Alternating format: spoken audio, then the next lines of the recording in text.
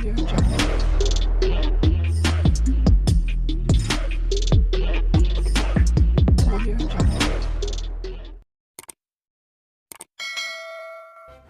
kasih karena memilih channel ini. Sebelum kita mulakan video ini, sila pertimbangkan untuk menekan butang like, share, dan subscribe, dan aktifkan butang lonceng Anda agar Anda sentiasa mendapat info-info percuma pada setiap hari dari channel kami. Dan tinggalkan komen Anda karena komen Anda amatlah dihargai. Terima kasih. Seramai 146 daripada 406 individu yang ditahan Suruhanjaya Pencegahan Rasuah Malaysia SPRM bagi tempoh Januari hingga Mac lalu adalah penjawat awam, membabitkan golongan pengurusan tertinggi, bahagian pengurusan dan profesional dan petugas sokongan. Sumber SPRM berkata mereka yang ditahan kerana terbabit kegiatan rasuah itu ialah seorang penjawat awam memegang jawatan pengurusan tertinggi, 50 kaki tangan pengurusan dan profesional dan 95 petugas sokongan. Bagi 260 individu yang ditahan dalam tempoh 3 bulan itu membabitkan orang awam, pekerja swasta dan lain-lain kategori katanya.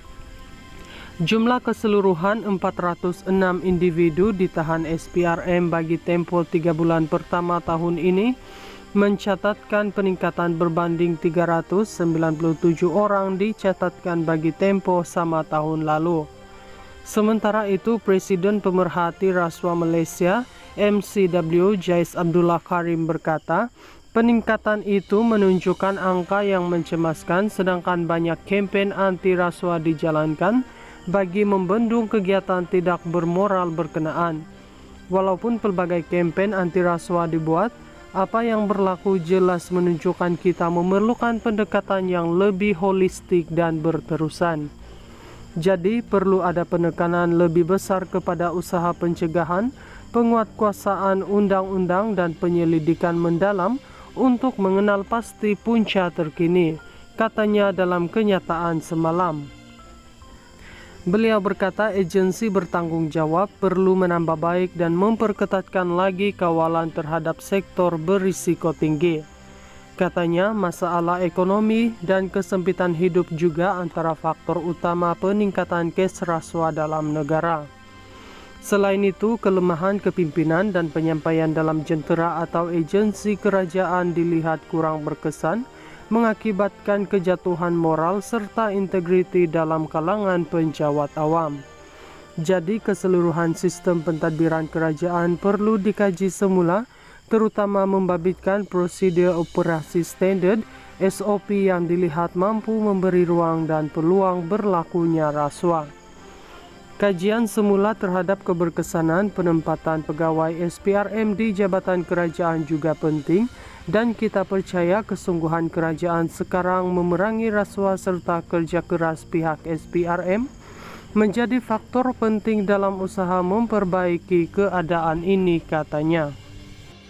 Seramai 146 daripada 406 individu yang ditahan Suruhanjaya Pencegahan Rasuah Malaysia SPRM bagi tempoh Januari hingga Mac lalu adalah penjawat awam, membabitkan golongan pengurusan tertinggi, bahagian pengurusan dan profesional dan petugas sokongan. Sumber SPRM berkata mereka yang ditahan kerana terbabit kegiatan rasuah itu ialah seorang penjawat awam memegang jawatan pengurusan tertinggi, 50 kaki tangan pengurusan dan profesional dan 95 petugas sokongan. Bagi 260 individu yang ditahan dalam tempoh 3 bulan itu membabitkan orang awam, pekerja swasta dan lain-lain kategori, katanya. Jumlah keseluruhan 406 individu ditahan SPRM bagi tempoh 3 bulan pertama tahun ini mencatatkan peningkatan berbanding 397 orang dicatatkan bagi tempoh sama tahun lalu. Sementara itu, Presiden Pemerhati Rasuah Malaysia MCW Jais Abdullah Karim berkata, peningkatan itu menunjukkan angka yang mencemaskan sedangkan banyak kempen anti rasuah dijalankan bagi membendung kegiatan tidak bermoral berkenaan.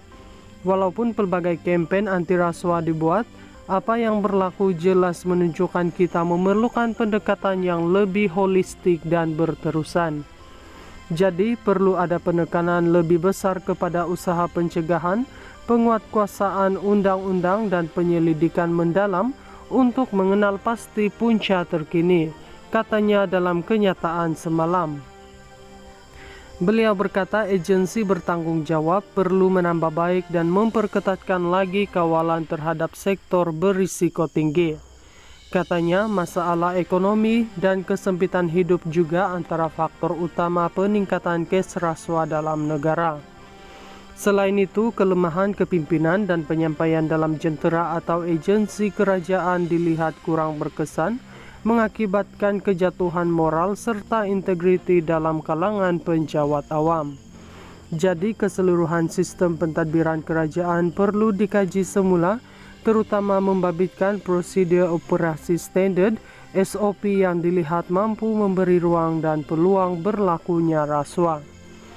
Kajian semula terhadap keberkesanan penempatan pegawai SPRM di jabatan kerajaan juga penting dan kita percaya kesungguhan kerajaan sekarang memerangi rasuah serta kerja keras pihak SPRM menjadi faktor penting dalam usaha memperbaiki keadaan ini, katanya.